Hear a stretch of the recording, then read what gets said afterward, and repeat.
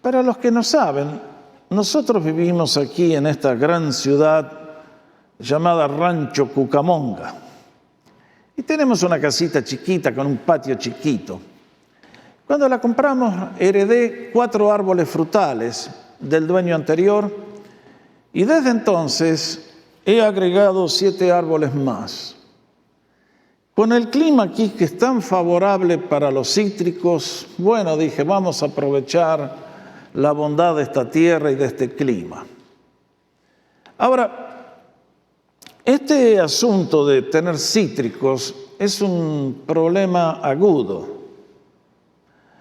Porque si usted entiende algo de agricultura o no sé cómo sería esto, para llenar una naranja, el árbol tiene que subir una cantidad considerable de agua. Cuanto más naranjas, tanta más agua necesita para producir los frutos. Imagínese la cantidad de agua que necesita para producir una sandía, es impresionante. Ahora, el problema es este, que el agua en California es escasa, tan escasa que el gobierno, la ciudad, ha puesto un medidor y nos mide por el consumo que tenemos. Y no solamente que es escasa, sino que realmente es doblemente escasa, porque ustedes saben que llueve poco en este lugar. Entonces eso crea un desafío. Y es que yo me propuse tener árboles de fruto, pero son muy caros. Entonces un día, ¡bing!, me iluminé. Dije, el agua cuando cae, como no tiene cloro, el agua del cielo, ustedes saben que toca la tierra y la ciudad de marrón pasa en cuestión de horas a una ciudad verde. Ustedes lo saben bien a eso. Y como cae del cielo y es mejor agua y es gratis, un día dije, voy a empezar a recoger agua cuando llueva. Me fui a Home Depot y ustedes conocen esos baldes naranjas que venden. Las damas tal vez no los han visto mucho, los hombres entienden. ¿Sí? Son de 5 galones. Y un día fui y me compré 10 de esos baldes. Junté 50 galones de agua en la próxima lluvia. Entonces me puse más ambicioso. Para la próxima dije, voy y me compro otros 10. Ahora tengo 30. 30 baldes me producen 150 galones de agua. Mucha plata que me estoy ahorrando. Pero un día, si yo fuera pentecostal, diría, el Señor me dijo. Un martes volvimos a casa con Francis, el basurero había pasado a la mañana y afuera estaban los containers gigantescos que ustedes conocen, los 3 vacíos, y el pronóstico del tiempo decía, mañana llueve. Ya se imaginan lo que hice. El azul, que es para el reciclaje, y el verde, que es para los vegetales, allá me los moví a un lugar donde cae el agua y los llené hasta arribita.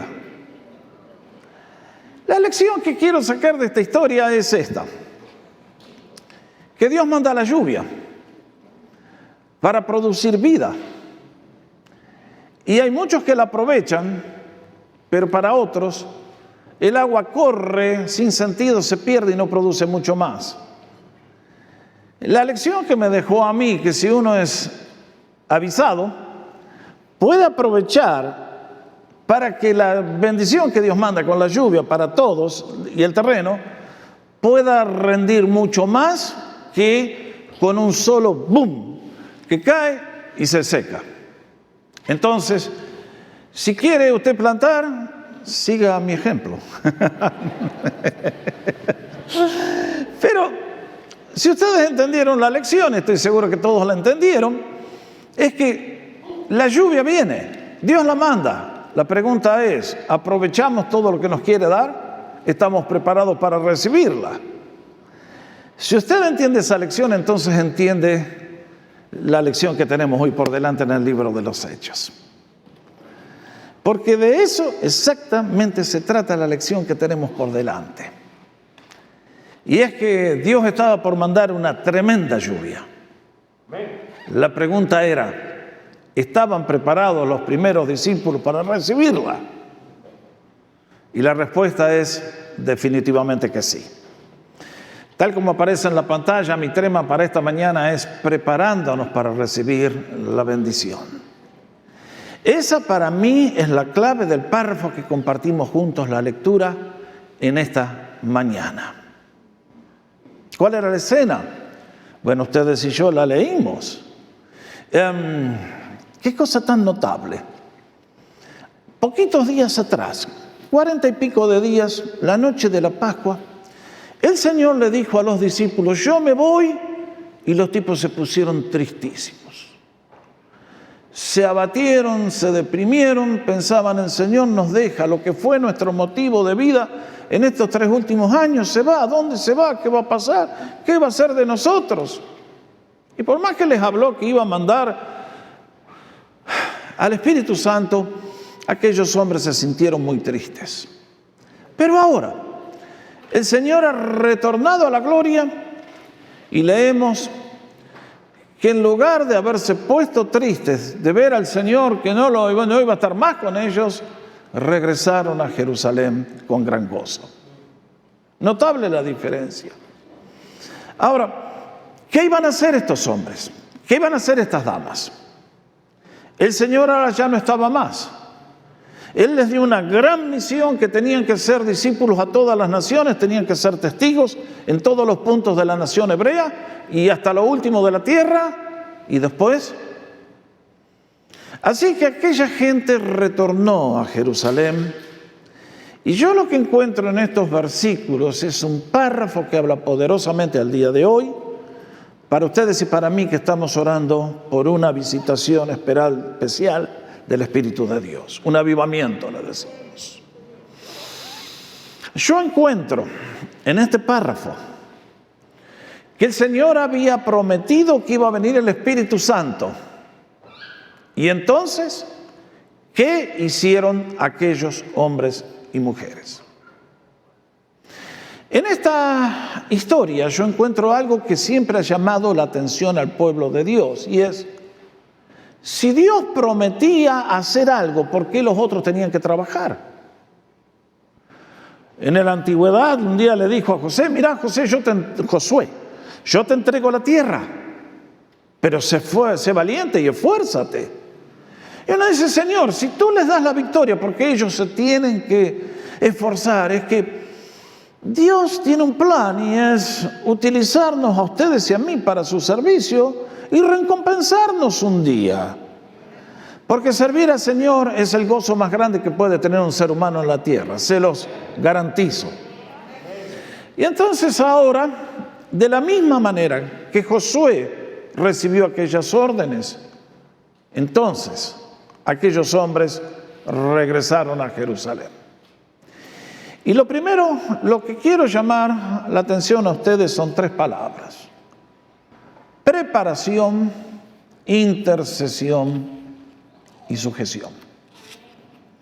¿Qué quiero decir? Lo primero que me llama la atención es que el Señor les dijo: no se muevan de Jerusalén, quédense allí hasta que sean bautizados en el poder del Espíritu Santo. Esa expresión es digna de ser analizada con mucho detenimiento, porque el Señor estaba diciendo: de la misma manera que cuando ustedes y yo bautizamos a alguien ahí, lo metemos debajo del agua y le cubre totalmente, el Espíritu de Dios habría de hacer una operación similar. Habría de ser algo tan poderosamente sobrenatural y milagroso que los creyentes no volverían a ser los mismos. Serían elevados a un nivel de vida y de poder desconocido hasta allí. Esta gente conocía del Espíritu Santo. Lo leímos ahí en el párrafo, que Pedro dijo: el Espíritu Santo, ellos lo conocían, pero nunca había venido como iba a venir ahora el día de Pentecostés. Vendría sobre todos los creyentes.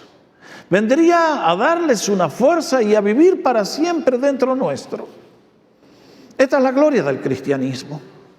No hay ninguna religión que pueda prometer lo que Cristo prometió, que Él invisiblemente puede penetrar en nuestra vida y allí reproducirse y utilizarnos para su gloria.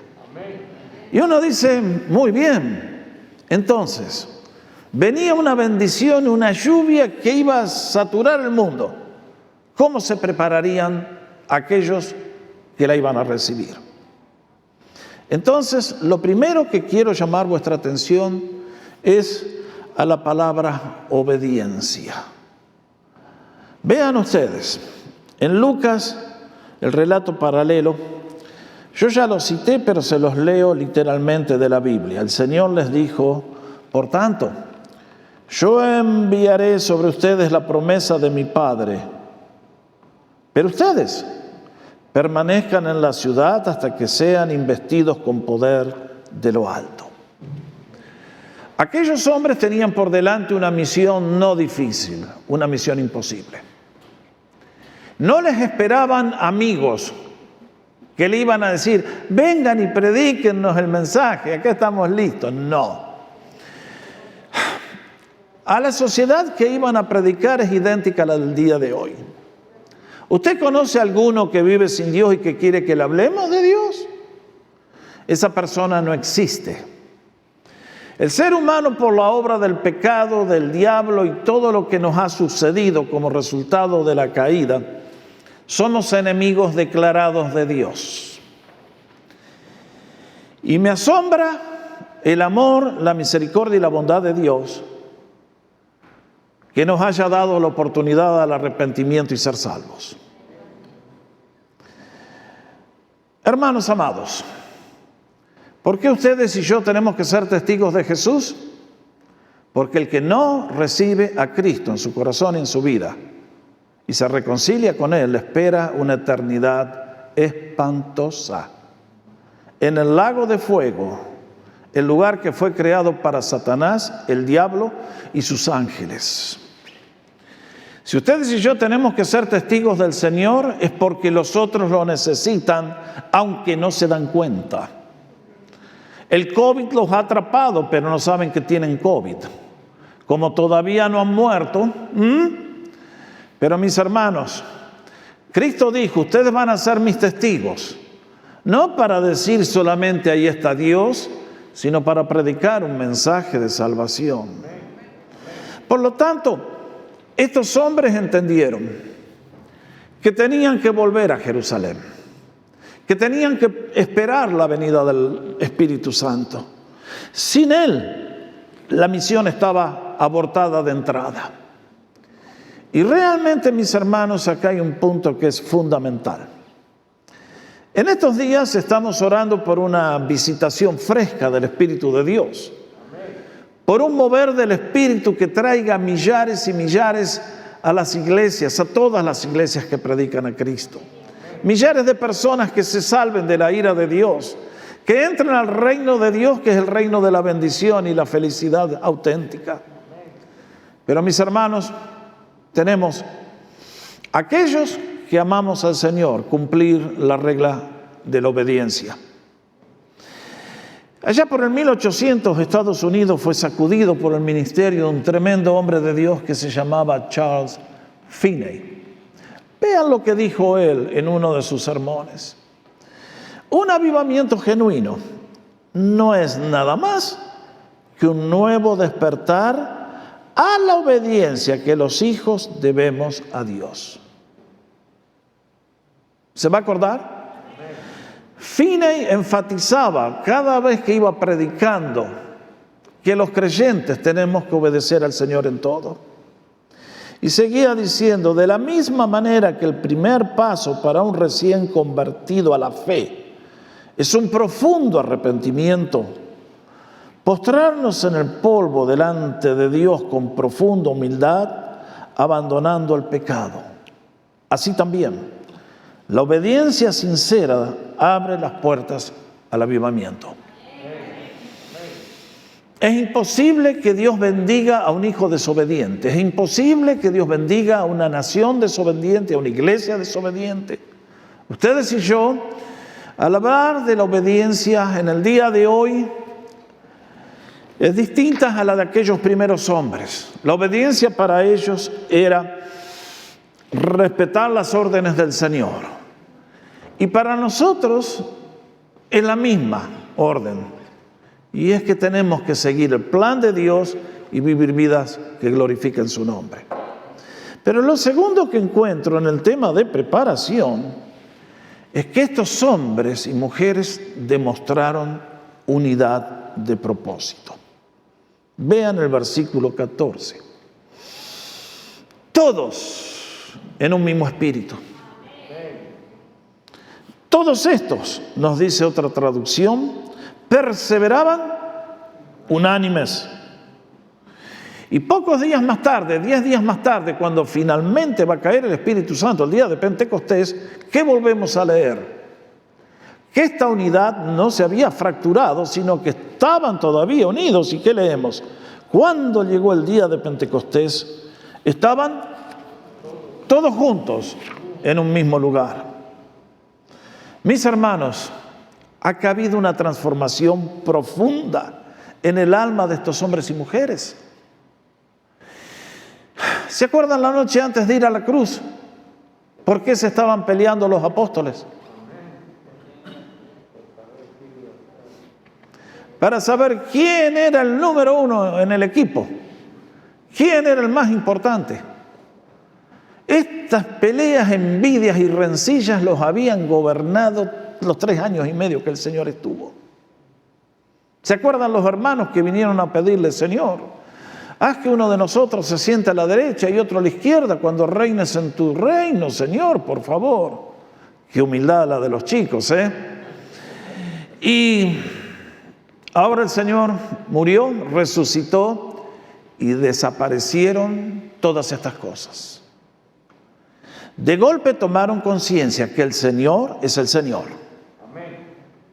que Él es Dios, y que con su gloria no podemos jugarla como niños de jardín de infantes. Que ante su santidad, ustedes y yo debemos ser gente reverente, respetuosa del Señor. Me gusta que Pedro le llama Señor Jesús. Este es el título favorito que el Señor acepta de sus hijos. Cuando le llamamos Señor, amo, tú eres dueño de todo, Señor. Y habrán tomado conciencia de que el Señor es el Señor y que cada uno de ellos es absolutamente importante para el avance, el desarrollo de la causa.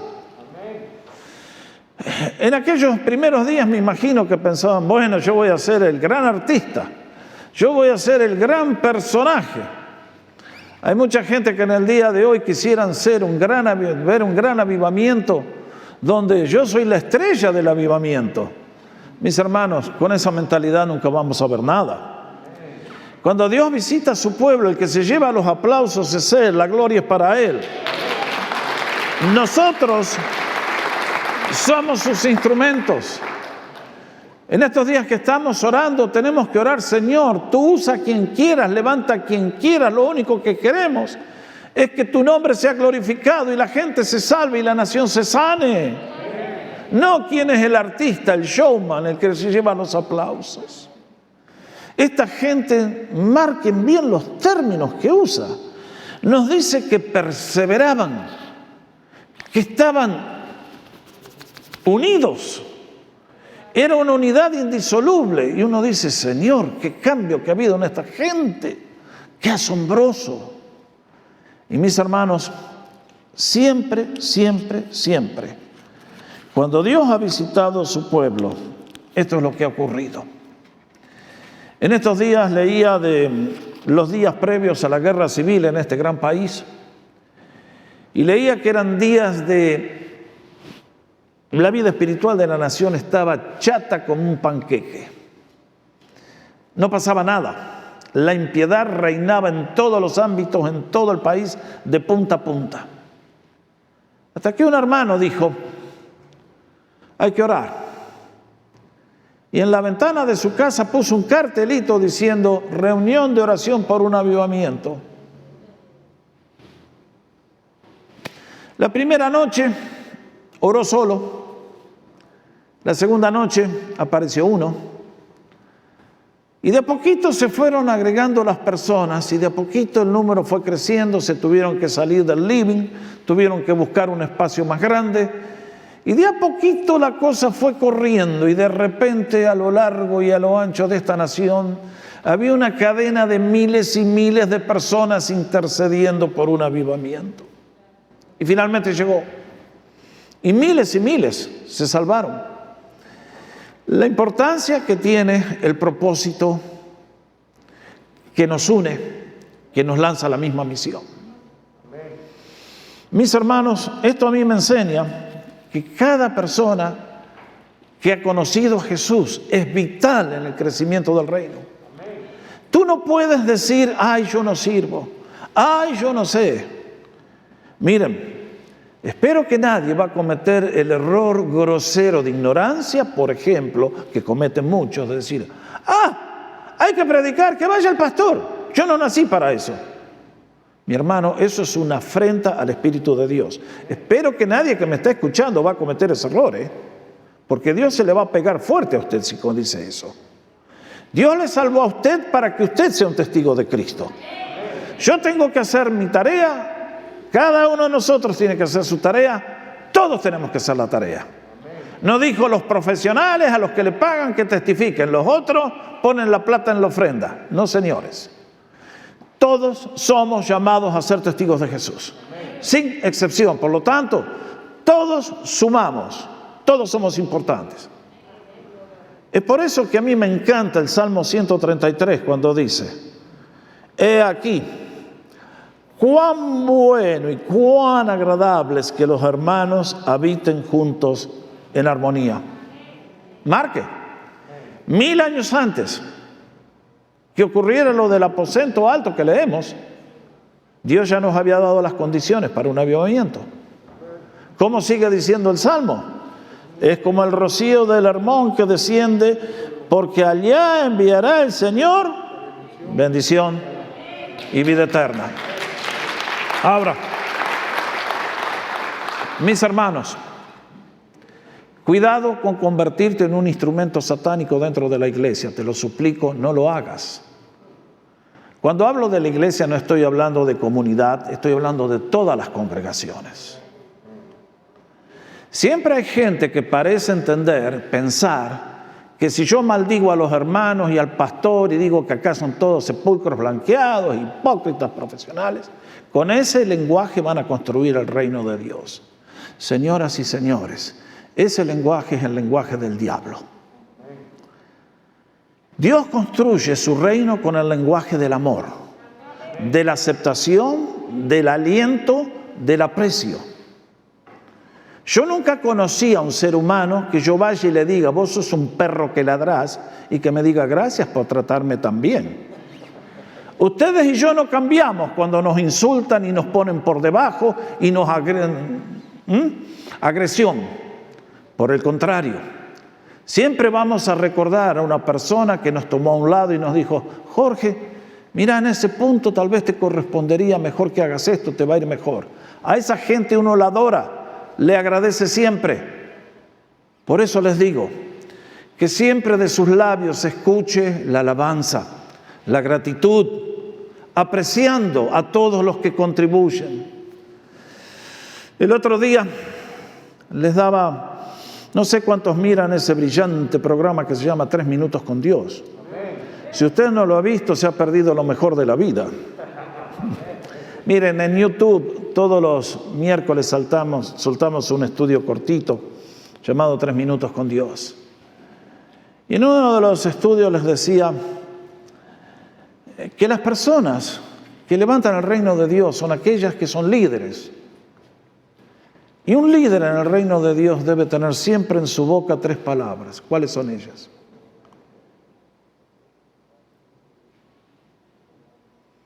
Usted lo tiene que saber, si no, no puede ser líder. La primera es gracias. Gracias. La obra de Dios es tan grande que si todos no participan, nos quedamos con algo chiquitito. Esta mañana yo llegué y vi a los hermanos trabajando ahí, sudando para dejar toda la comida que muchos de ustedes van a pasar, agarran, se la llevan y se van. Pero ellos hicieron el esfuerzo. Por lo tanto, a todos los que colaboran, ustedes que me conocen, yo siempre estoy con la palabra gracias en mis labios. ¿Por qué? Porque aprecio sinceramente el esfuerzo que hacen. La segunda palabra es, o expresión, por favor. Miren, yo soy el ungido del Señor, pero yo no soy un capataz. Yo soy un pastor. A ninguno de ustedes jamás en 20 años les he dado una orden. Les he dicho, hermano, ¿podés hacer esto por mí? Te lo pido por favor, ¿podés hacer esto? Y la tercera palabra, ¿cuál era? Bueno, alguien dijo que cuando nos ponemos viejos, la primera señal que tenemos de que estamos poniendo viejos es que se nos va la memoria. Bueno, por ahí debe estar la tercera. Busquen 3 minutos con Dios y lo van a encontrar, Pero un líder siempre agradece, siempre alienta, siempre bendice. Sea usted parte de la solución. Métale viento en las alas a sus hermanos diciendo, Dios te ama, dale con lo que estás haciendo, el Señor tiene grandes cosas para ti. Cuando el pueblo se une, allí el Señor envía bendición y vida eterna. Queremos ver vida eterna en la gente, queremos ver que la gente se salva. Empecemos a trabajar en la unidad de la iglesia. Segundo, veo que la condición para recibir el avivamiento es la intercesión. Nos dice el versículo 14, todos estos perseveraban unánimes en oración. Todos en un mismo espíritu se dedicaban a la oración. Vean bien, hermanos, estas cosas ustedes y yo las sabemos. Cada vez que el Señor enseñó sobre la oración, siempre puso el énfasis que no es algo intermitente, espasmódico, que lo hacemos una vez allá en el año, o que lo hacemos cuando tenemos una crisis y de golpe el reporte del laboratorio vino que es espantoso. Decimos, Señor. Demos gracias que el Señor es paciente con nosotros. Y a pesar de que somos el Señor siempre responde amablemente. Bendito sea su nombre. Pero mis hermanos, el Señor nos enfatizó que la oración es lo más importante que ustedes y yo podemos hacer en esta vida. Porque como se los he dicho 1.000.000 de veces, nos une a los recursos infinitos de Dios. Hace que lo que Él es se ponga a nuestra disposición. Que su poder esté al alcance de nuestra mano. Por eso, el Señor nunca dijo, por ejemplo, Él nunca enseñó que hay oraciones que no son contestadas. Si alguien me puede demostrar que el Señor enseñó eso, lo escucho. Nunca enseñó eso el Señor. Que una oración puede quedar sin respuesta. De ninguna manera. Sí nos enseñó que la oración es un combate espiritual poderosísimo. Y que ustedes lo saben, cada vez que tú quieres orar, el diablo se va a levantar en contra tuyo. Ayer estaba intentando. Y mientras estaba, un vecino empezó a clavar algo, no sé qué era. Tac, tac, tac. Tac, tac, tac. Y tac, tac, tac. Y de repente los nervios se te ponen así. Quedan diciendo, granadita. Ustedes saben, ¿no es cierto? Tú sabes, tú te pones a orar, suena el teléfono. Y es una lucha espiritual gigantesca, despiadada. Es por eso que el Señor siempre enfatizó la necesidad de orar y no por periodos cortitos. Gracias cuando el Señor contesta oraciones, ¡pum!, instantáneamente. Pero la mayoría de las veces, recuerden, el Señor quiere que aprendamos a orar por largos tiempos, porque eso es lo que produce el mayor efecto benéfico sobre tu vida y la mía. Ustedes recuerdan lo que nos enseñó en Lucas 18. Les refirió también una parábola acerca de la necesidad de orar siempre y no desmayar. El juez era un juez terrible. No temía a Dios ni temía a nadie. Pero aquella viuda que le vino a insistir y insistir y insistir, finalmente el tipo dijo, me va a colmar la paciencia, mejor que le doy. Y el Señor dijo, ¿cuánto más el Señor hará por ustedes sus hijos, que le claman día y noche? No les hará justicia.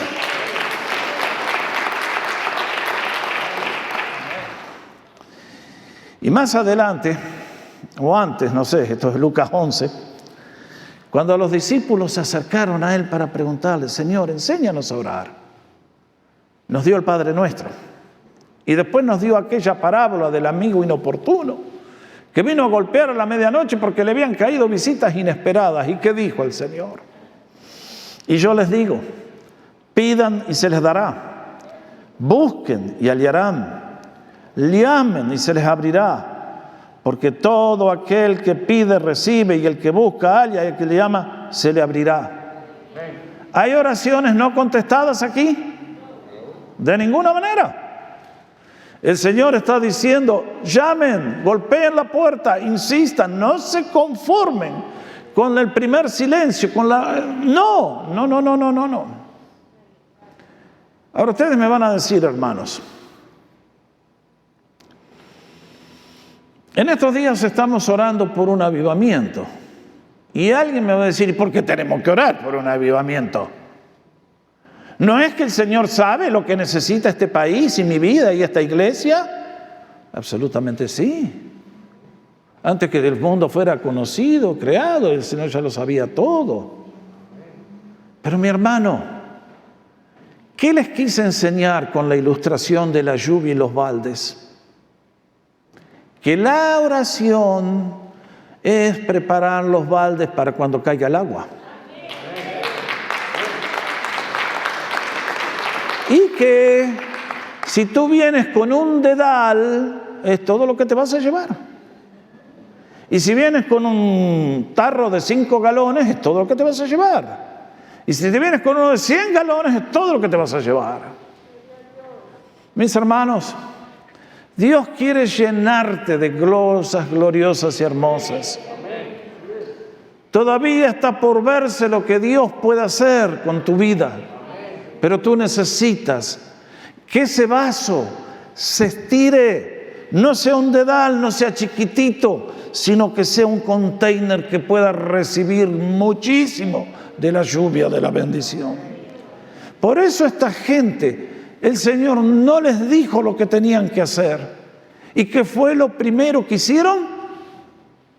Se juntaron a orar. Es la póliza más sabia, la más segura, la que trae los mejores resultados. Cuando ustedes y yo oramos, es la mejor inversión de nuestro tiempo. Se los dije 1.000.000 de veces. Aunque sean 2 minutos, es mejor que 0. Mis hermanos, el secreto de la oración es orar en secreto. Aprovecha esos minutos que estás a sola en el freeway, donde sea, busca el rostro del Señor. Vas a notar que tu alma comienza a expandirse. Vas a notar que tu visión de la gloria de Dios se hace más brillante. Vas a notar que tu fe te enseña a creer y esperar cosas mayores. Ese es el propósito de la oración. Preparar el corazón para la lluvia que viene. Dios quiere enviar la lluvia, pero estamos sin baldes. Mi mensaje de esta mañana para todos es: súmate a la acción. No te pierdas la bendición. Cuando llamemos a orar en este culto, si es cierto que la iglesia ha sido hecha como casa de oración para todas las naciones de la tierra, cuando ustedes y yo decimos vamos a orar, tendría que haber un estallido. ¿Ustedes han estado alguna vez en esas reuniones de oración donde el pastor dice vamos a orar?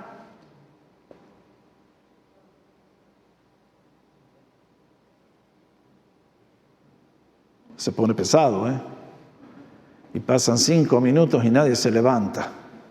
Porque claro, todos los ungidos del Señor son humildes y dicen, no, yo voy a dejar que otro hermano ore. Mira, pibe, ora vos primero y danos el ejemplo. Si tú tienes el corazón en fuego, abre con el fuego, porque el fuego puede contagiar a otros. Si tienes un fósforo, puede ser que prenda la mecha y se haga algo gigantesco. Qué lindo momento que tuvimos el viernes orándose en la vigilia. Fue una noche preciosa. Estoy convencido que lo que va a pasar, y ya está pasando, es porque estamos haciendo lo mismo que hicieron estos hermanos. Fíjense quiénes estaban allí. Estaban los apóstoles. Claro, los que estuvieron cerca del Señor. Pero fíjense que también se agregan ¿quiénes? ¿Se dieron cuenta que es la última vez que en el Nuevo Testamento se menciona a María, la madre de Jesús? Después de acá María desaparece, no se la menciona más. La famosa Virgen a la cual hay que orarle. Mis hermanos, acá encuentro a María sentada con todos de rodillas delante de la presencia de Dios intercediendo. Si fuéramos a María y le contáramos, ¿sabes lo que están haciendo en todo el millones? Te oran a vos, dirían, qué astuto que es el diablo, cómo los enredó con la religión de Babilonia. Qué triste, qué triste. Allí estaba María y estaban los hermanos del Señor. Estos podrían haber sido los de la aristocracia, pero los 4 años que el Señor se manifestó a la nación, ninguno de los hermanos, según la carne, porque eran hijos de José y María, creyeron en Él. ¿Pueden creer? Miren lo que es el corazón humano. Pero ahora están todos unánimes, perseverando en la oración. Y noten bien, mis hermanos, porque el término oración es un término muy rico que vale la pena analizar. Implica gratitud, confesión, adoración, pero también súplica. Las versiones inglesas agregaron una palabra que no está en el original, dicen en oración y súplica. Bueno, aunque la agregaron y está en el original, bien hubiera venido que la dejemos. ¿Por qué? Porque esto es lo que Pablo nos iba a enseñar más adelante. Sean conocidas vuestras necesidades con toda oración y súplica. Esto es intercesión ferviente. Esto es lo que dijo el Señor. Golpeen, golpeen, golpeen, golpeen, golpeen hasta que la respuesta venga. Y mis hermanos, en el día de hoy, la invitación para todos, sin excepciones, el Señor quiere enviar ríos de agua viva. Renovarnos en la bendición de la presencia del Espíritu y su poder infinito. Él lo ha hecho muchísimas veces en estos últimos 2000 años, pero lo quiere volver a hacer. La situación parece desesperante. Más que nunca necesitamos la luz que eche fuera las tinieblas. Por lo tanto, es hora de interceder. Interceder cada día, interceder siempre para que Dios nos visite. Y lo último que quiero señalar es que en la última parte de este capítulo ustedes tienen un relato ahí un poquito extraño, que es que Pedro tomó una iniciativa, y es que ante estos hermanos que estaban reunidos, dijo: hermanos, creo que triste el fin de Judas. Allí nos cuenta lo que los evangelios no nos contaron. Evidentemente Judas estuvo robando, se compró un terrenito para construirse la mansión y bueno, después pasó lo que pasó. Cometió el gravísimo error de su vida que lo confinó al infierno por todos los siglos de la eternidad. Y vaya fin que tuvo, ¿eh? Detrás de cada suicidio siempre está la mano del enemigo. Dios vino que tengamos vida y vida en abundancia, no suicidios. Y vaya qué manera horrible cuando usan la palabra reventó. ¡Wow! Qué fin horrible el de este hombre. Pero Pedro se levanta y dice: hermanos, de acuerdo a las Escrituras tenemos que nombrar a alguien que tome su lugar. Y entonces hicieron lo que hicieron. Ustedes lo leímos. Evidentemente oraron. Y bueno, en una práctica que es del Antiguo Testamento, no es para el Nuevo Testamento, tomaron los dados y ¡pum! Y apareció Matías. Cuando yo leo el libro de Apocalipsis, en los últimos capítulos, nos dicen que la nueva Jerusalén va a tener 12 cimientos. Y cada uno de esos cimientos son piedras preciosas y tiene el nombre de uno de los apóstoles del Señor. ¿Cuáles serán los 12? Muchos dicen Matías, otros dicen Pablo, porque realmente el libro de los Hechos en la segunda parte pasan a ser los Hechos de Pablo. Él ocupa la escena principal. Sin embargo, lo que me llama la atención es que Pedro evidentemente ahora comprende muchas cosas que antes no comprendía. Parece que en algún momento cuando el Señor les abrió la mente comenzaron a ver cosas en el Antiguo Testamento que antes no las habían captado, y entonces, citando los Salmos 69 y 109, Pedro dice: tenemos que buscar un sucesor para la obra que Judas dejó incompleta. Y ustedes y yo leemos lo que leímos. Lo que me llama la atención es que Pedro sabía muy bien, próxima transparencia. En el versículo 16 leemos: hermanos, era necesario que se cumplieran las Escrituras. Y fíjense bien, en las cuales el Espíritu Santo habló de antemano por boca, y allí estamos. En el día de hoy hablamos de un avivamiento. Quisiéramos una visitación poderosa. ¿Cuáles son las condiciones para recibirlo? Obediencia, intercesión, sujeción a la palabra. Esto es un desafío eterno. Siempre debe estar ahí, siempre va a estar allí. Y por eso, en esta mañana al presentar este tema, lo hago con la confianza de que en este lugar Dios tiene intercesores muy valiosos. Pero estoy convencido que se van a levantar muchos más intercesores. Y que Dios en un debido momento va a hacer algo tan glorioso que nos va a dejar sin palabras.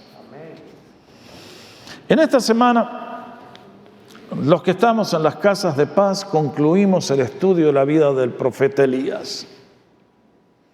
Y vaya, el estudio de un hombre tan notable que alteró el curso de la historia de la nación con sus oraciones. Frente a una nación depravada que olvidó a Dios, se levantó Elías con sus oraciones. Y vaya, cómo Dios brilló sobre aquella nación. Pero lo que me llama la atención es que cuando Elías finalmente es llevado a la gloria, Eliseo, que ha recibido el manto de Elías y que ha recibido la posición, la comisión, el trabajo que Elías tenía, lanza aquella pregunta: ¿dónde está el Dios de Elías? Y ustedes saben lo que pasó. Golpeó las aguas del Jordán, se abrieron en un milagro y Elías regresó a la tierra de Israel caminando en tierra seca. Y creo que en el día de hoy valdría la pena hacer la misma pregunta: ¿dónde está el Dios de Elías? Y mis hermanos, quiero decirles que el Dios de Elías está en su trono, pero que el Dios de Elías también está muy cerca. Porque como vimos en el estudio de la semana pasada, el hecho que no vemos al Señor con los ojos físicos no quiere decir que el Señor está lejos. El Señor está aquí, está con nosotros.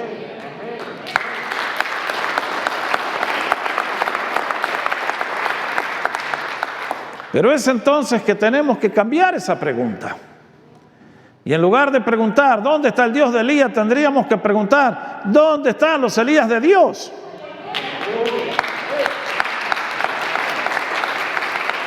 Porque la necesidad más grande de esta hora es gente que interceda. Con la misma fe de Elías, sabiendo que Dios es el mismo hoy, ayer, y que con Él todo es posible. Sí, esta gente subieron a aquel aposento alto. Eran 120 desconocidos. Pero ahora ustedes y yo visitamos Europa y vemos las catedrales por todas partes, las casas de adoración por todo el mundo, y todo comenzó con ese aposento alto. Nunca se imaginaron que estaban lanzando un movimiento que podía impactar a todo el mundo a lo largo de tantos miles de años. Y mis hermanos, años atrás, un predicador estaba dando su sermón y dijo: Todavía está por verse lo que Dios puede hacer con una persona completamente consagrada a sus propósitos. Y en la audiencia había un chico joven que se llamaba Dwight Moody y dijo, por la gracia de Dios yo voy a ser ese hombre.